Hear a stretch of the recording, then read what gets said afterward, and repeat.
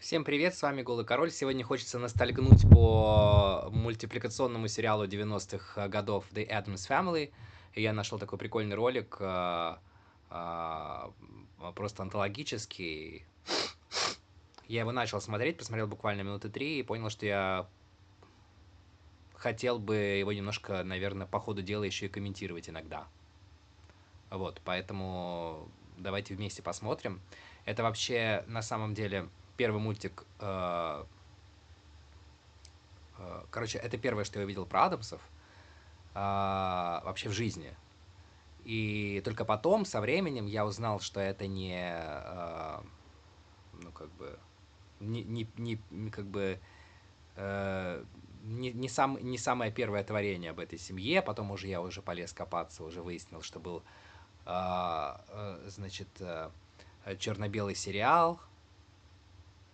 Потом я понял, что до черно-белого сериала еще были комиксы, но я об этом позже узнал. Потом уже начал смотреть, как развивалась история этой семьи в разных экранизациях. Потом появился, по-моему, мультипликационный сериал «Один». Точнее, он появился до меня, я имею в виду, что я начал об этом узнавать и как-то простраивать. Потом какие-то фильмы появились, потом уже я понял, что вот этот мультик появился, потом появились The Family Values, еще чего-то с Кристиной Ричи в роли Уэнсди, в том числе, ну и так далее, и так далее. Вот. Но это самое первое, с чего у меня вообще в детстве началось знакомство с этой семейкой. И ретроспективно я могу сказать, что конкретно вот этот мультик, мне стало интересно в какой-то момент понять, насколько вообще это каноническая история. И я бы не сказал, что это прям супер каноническая история, но я имею в виду то, что мы сейчас будем вспоминать, кто-то вспоминать, а кто-то впервые узнавать. Но тут, наверное, очень хорошо переданы атмосфера семьи,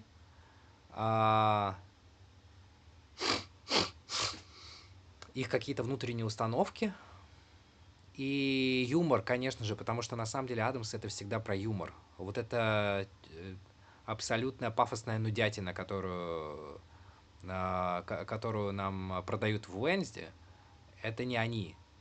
Они это, конечно, про юмор. То есть, короче говоря, вот этот мультисериал 90-х, он не совсем каноничен, но он очень близок по духу, по тому, как общаются персонажи, их семейные ценности, на самом деле, которые есть, и они как раз друг с другом очень дружны. А, ну вот как-то так. И, кстати, я нигде не могу найти, вот я сейчас поковырялся. Может, я мало ковырялся, у меня не было настроения ковыряться сильно. Но, то есть, возможно, нужно просто больше времени на это потратить, а не 5 минут. Потому что я вот включил и подумал, что я хочу покомментировать эту историю все. Но что-то я пока не нашел прям, чтобы от начала и до конца был сборник конкретно вот этих мультиков. Ну, не знаю, надо еще поискать, наверное, а может и не надо. Короче, давайте смотреть. Мне самое интересное, короче, тут очень много разговоров автора, и он, я так понял, что он пересказывает канву в основном. Вот. Но я думаю, что что-то мне тоже будет что сказать. Я надеюсь, рекламы не будет, но если будет, то извините. Поехали.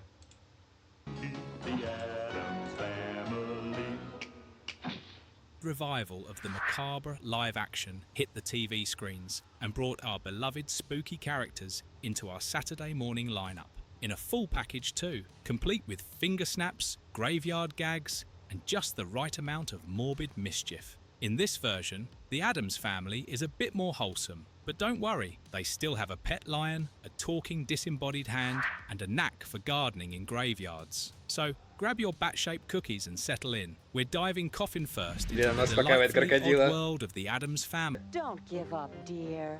Things aren't always what they seem. Season 1, 1992. Episode 1, Happiesta Festa. It was dinner time at the Addams family manor. A moment marked not by warmth and sunshine, Видите, он but by пересказывает eerie канву. candlelight. and a certain charm only the Addams could find in the macabre. The long dining table creaked under the weight of strange dishes and bubbling concoctions. Wednesday sat calmly, feeding soup to her headless doll, Juliet, while Thing burst out of a box on the table to salt Pugsley's bowl, though whether out of care or mischief was anyone's guess. As the family enjoyed their unsettling meal, Morticia and Gomez chatted about a growing concern. Uncle Fester hadn't left the basement in days. He was fully absorbed in a mysterious new experiment. Just as their speculation continued, a loud explosion echoed from the basement trapdoor. Out emerged Fester, a little child, but eyes. The rival company had caught wind of Happy Esther and wasn't willing to play fair. They sent a thug to handle Fester. The hitman arrived at Norman's factory, but he hadn't accounted for the Addams children. With a mix of cunning and chaos, Wednesday led the charge to outsmart the intruder, aided by Pugsley's and Thing's dexterous distractions. Well, ambidextrous more like it, because if you have noticed, Thing's animation changed from right hand to left hand pretty sporadically throughout the episode. Anyhow, the thug was quickly dispatched, more asleep-scarred than physically harmed. Про то, что рука периодически вот в мультике, видите, менялась с левой на правую. Я знаю, что этот прикол проделывали в черно-белом вот этом сериале, который появился после комиксов. Но там это проделывали с определенной целью. Специально меняли, обычно это была правая рука, но меняли ее иногда на левую, чтобы посмотреть, люди вообще обратят на это внимание или нет. Я так понял, что обращали. Familiar gloom. The family tried their best to lift his spirits with their usual unsettling cheer, but nothing seemed to help. It was Gomez who finally reached him, reminding Fester that perhaps Norman had done him a strange kind of favour. Maybe he had realised that Fester's brilliance didn't belong in a boxy office, but in the freedom of his own chaos-filled lab.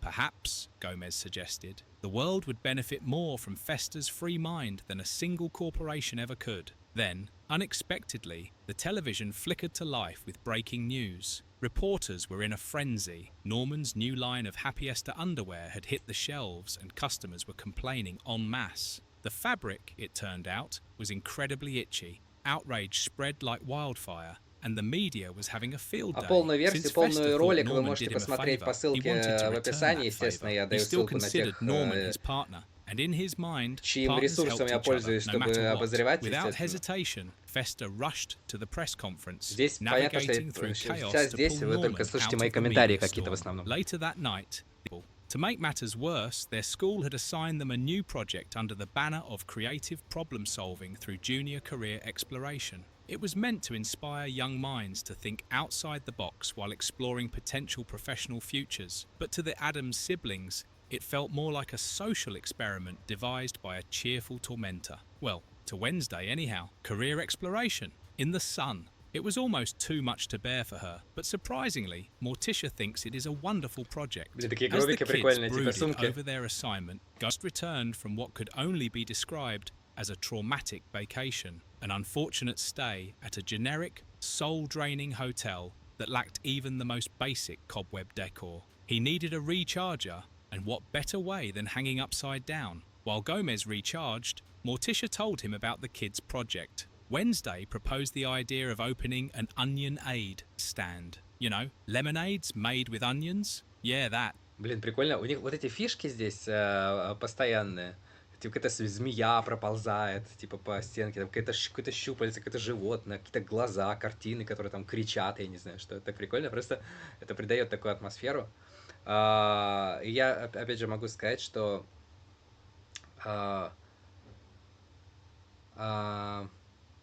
очень по-разному, ну это не то, что не очень по-разному, но немножко разный вайб, что самое интересное, всегда у Паксли в разных вариантах.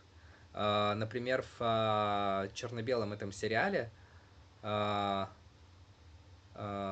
же, как, например, и в фильмах Addams Family Values там, и так далее с Кристиной Ричи в роли Уэнсди, Паксли такой просто такой аморфный тюфячок. Ну, нигде, кстати, кроме как в сериале Уэнсди, Паксли не боится вообще ничего. То есть максимум он просто такой флегматичный.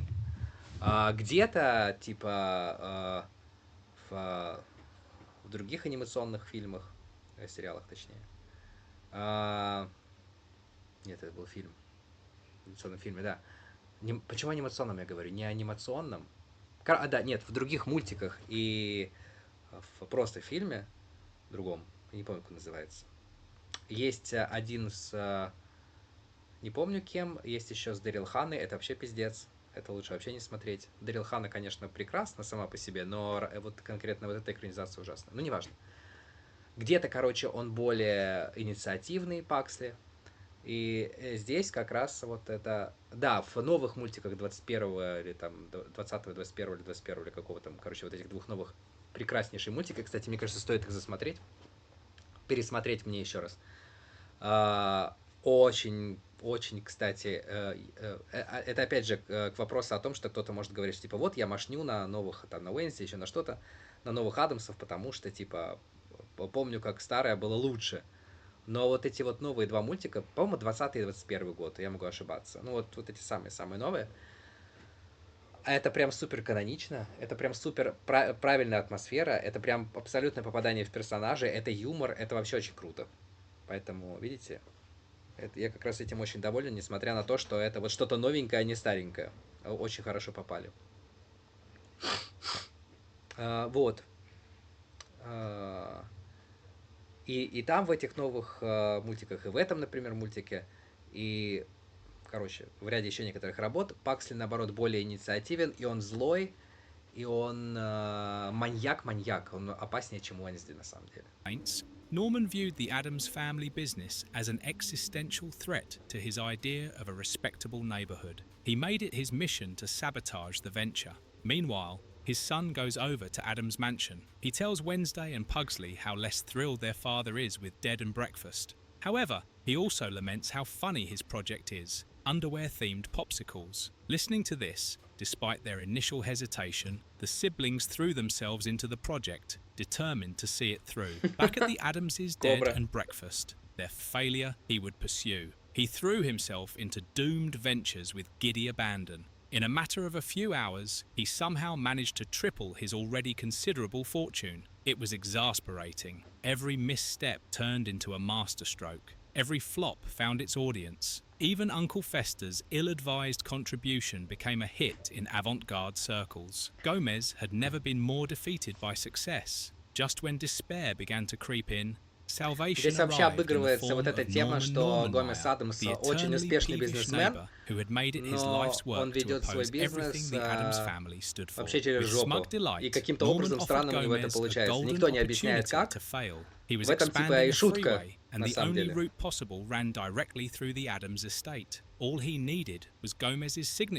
черно-белом вот этом сериале это тоже обыгрывалось. Точнее, там это и обыгрывалось изначально. Ну, в другой, понятно, другие ситуации придумывались, но тем не менее.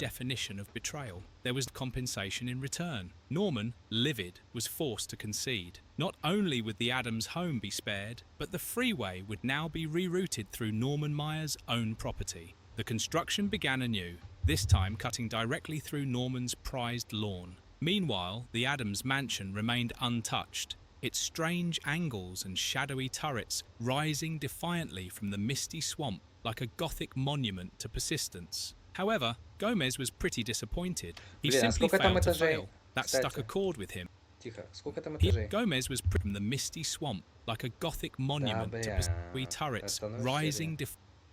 Потому что, кстати, в разных экранизациях по-разному даже где-то меняется. О, сейчас ебану, подождите. Чихну, нет, не чихну. Раз, два, три. Блин, эти окна как-то так поставили. Раз, два, три, четыре. 4 этажа. И 5 это как мансарда. And penned a letter, hoping to mend their fractured relationship. While the family waited for a reply, something unexpected happened. Cousin It, monitoring his spy satellite for fun, spotted the robot and was instantly smitten. With barely a word, he whisked it away for an impromptu romantic escapade. Part 2. Pugsley by the numbers. Pugsley's incessant destruction of Wednesday's paintings reached a tipping point. Frustrated, she decided to take matters into her own hands, using her mother's living paints, a mysterious concoction that could bring her at home, at school, and especially under the unrelenting gaze of his well-meaning but overbearing parents. Every Friday, without fail, they would show up at his school with the same new embarrassing lecture, often centered around personal topics no child wants to air in public, an underwear pitch. The lectures had become something of a spectacle, and NJ, unable to cope with the mounting humiliation, finally reached his breaking point. His father owned a successful business and had already charted NJ's life out of. At first, NJ was delighted. The Addamses were weird, yes, but also refreshingly open and accepting. The freedom was intoxicating. He revelled in the novelty of it all, the odd games, the spooky rituals, and the way no one batted an eye at his quirks. But as the family reunion wore on, the novelty began to wear thin. The Addams relatives were not only eccentric but passionate, loudly debating which branch of the family Mumbles belonged to. What had started as harmless squabbles soon escalated into heated arguments, all centered around him. The usual mix of eerie cleverness and chaotic energy, Wednesday and Pugsley, along with the ever-resourceful Thing, intercepted every plan. In the final showdown, it was It who turned the tables. Using the Spy Twins' own equipment against them, he captured them with flair. The mission was a success thanks to teamwork and a healthy dose of Addams mischief. Part 3. Fester's Diary. Uncle Fester sat down to scribble in his diary, reflecting on what he considered a perfectly ordinary, and decided to turn it to his advantage. As the final round began, he played the tune again. Just as he predicted, Wednesday was compelled to dance, losing focus and, ultimately, the joust. For once, Pugsley claimed the win, much to everyone's surprise. Part 2. Festerman. Wednesday gets left out by Pugsley as he goes off to do some guys-only activity. She easily shrugs off the remark, though not without a flicker of curiosity. Moments later, she caught the muffled sound of Uncle Fester calling her from her closet, opening the door, literally, and in its place appeared a massive glowing golf ball, the very one stolen from the course sign that night. Since then, it was said that he had returned every Halloween, haunting the town as the Puttergeist, rolling through the fog on a cursed golf cart, club in hand, and vengeance in heart. Wednesday and Pugsley, however, were unimpressed. They had heard the tale far too often to feel any thrill. It was just another of Granny's spooky stories, the kind adults repeated with a wink and a nudge. Still, Halloween meant costumes, candy, and a glowing ball where his head should be. This one didn't stop to groan or wave dramatically. He just sped past the stunned group, disappearing into the fog as quickly as he had arrived. Everyone stood in stunned silence. Granny, it seemed, had been telling the truth all along.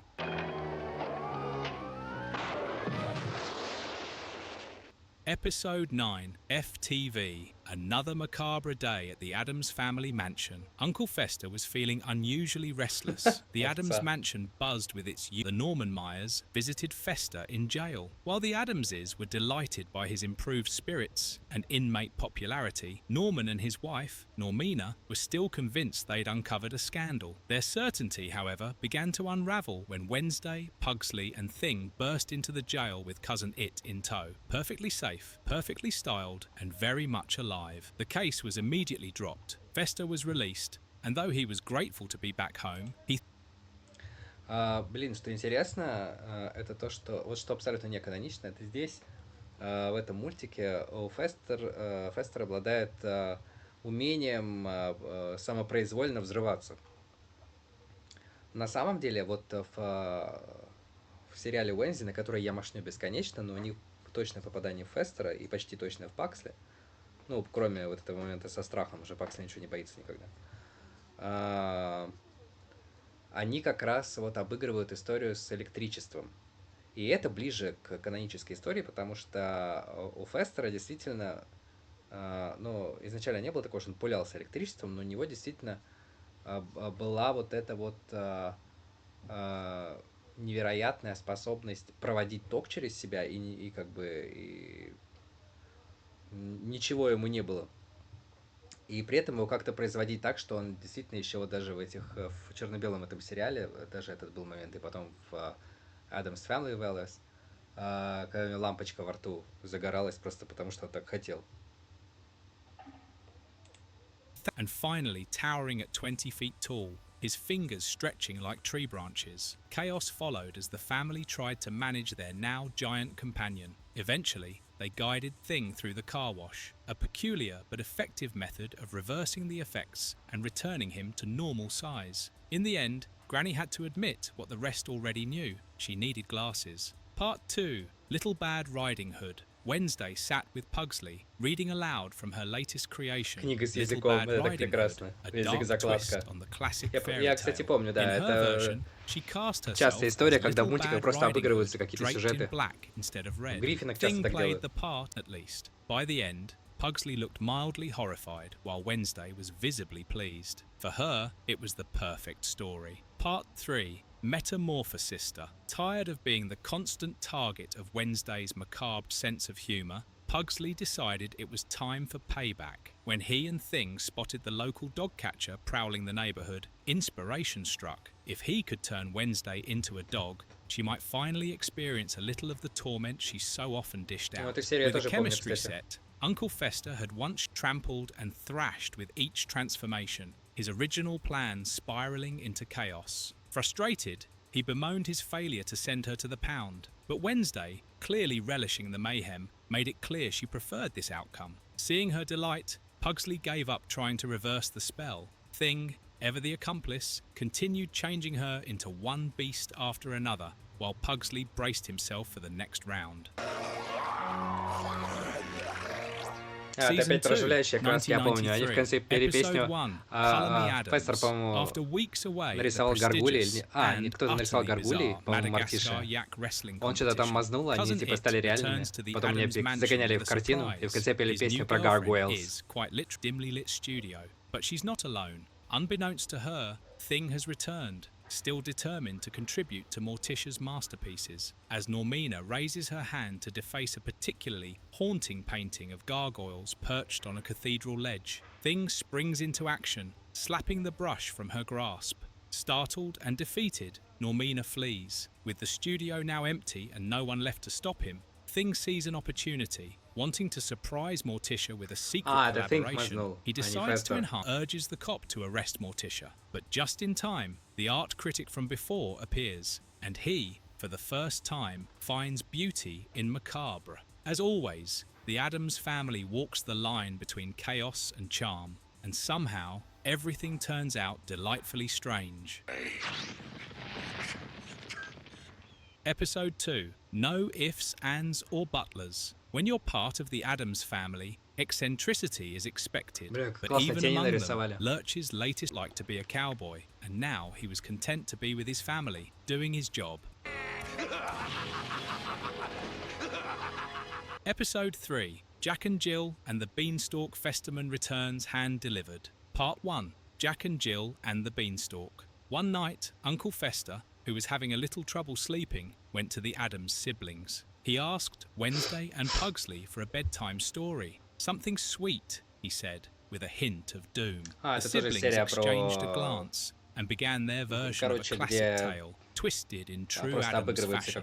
Once upon a time, Jack and Jill, who bore an eerie resemblance to Wednesday and Pugsley, climbed up a hill. Fester launched into a lively tune about living the Fester way. It wasn't just about odd habits or bizarre hobbies. It was about embracing every quirk with joy, surrounded by the equally eccentric love of the Addams family. As he sang, the mansion came to life. Even the ancestral portraits on the walls began to nod and hum, their painted eyes twinkling with approval.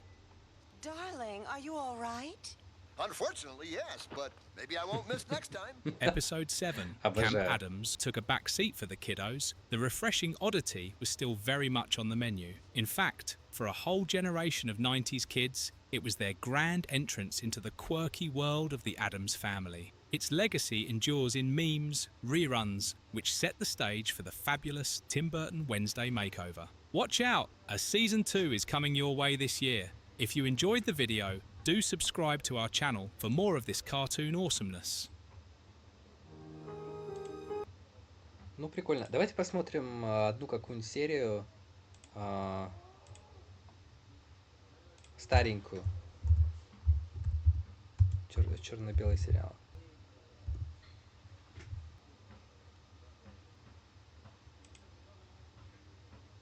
почему-то только часть заставки, ну ладно.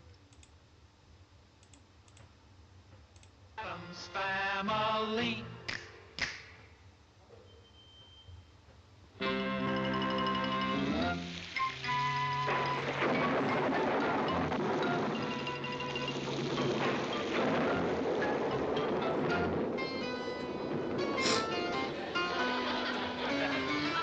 Это вот одна из серий сериала, черно-белого, который возник после комиксов. You must do something about it. After all, darling, the Addams family honor. You're right. The family honor.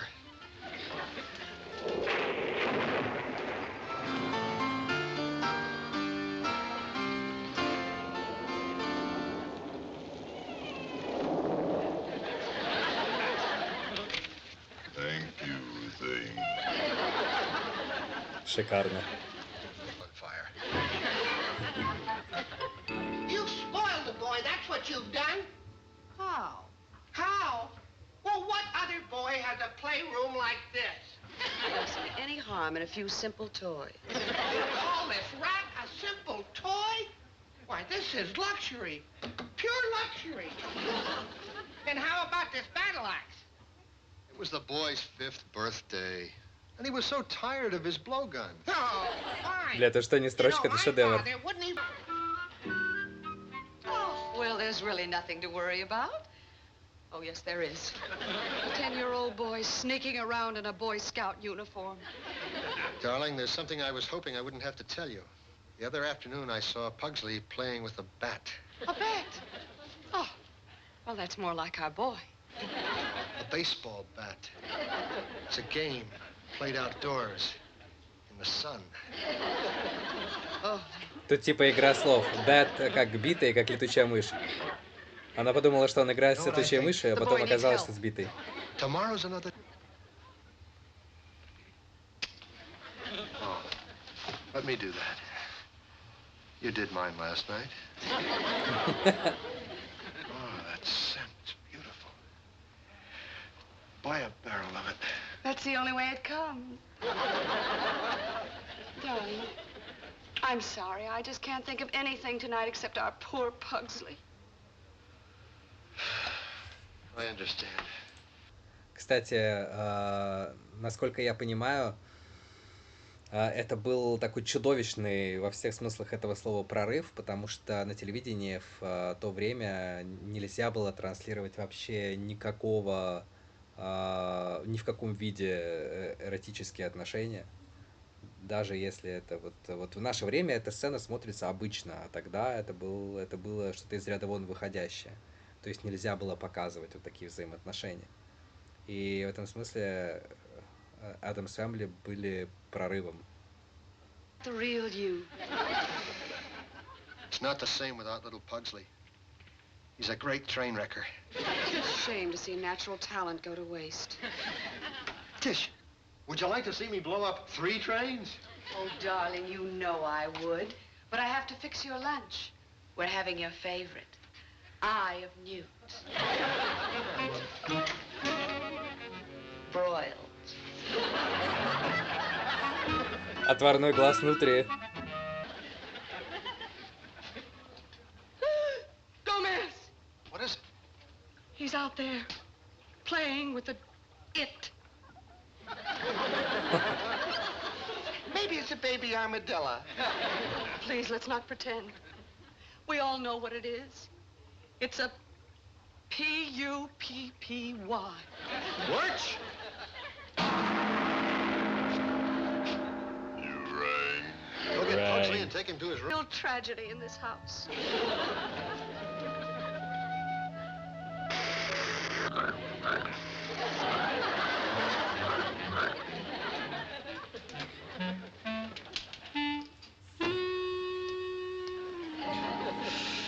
Put them back, Lurch. Doctor's orders. We must cater to his every whim until this phase passes.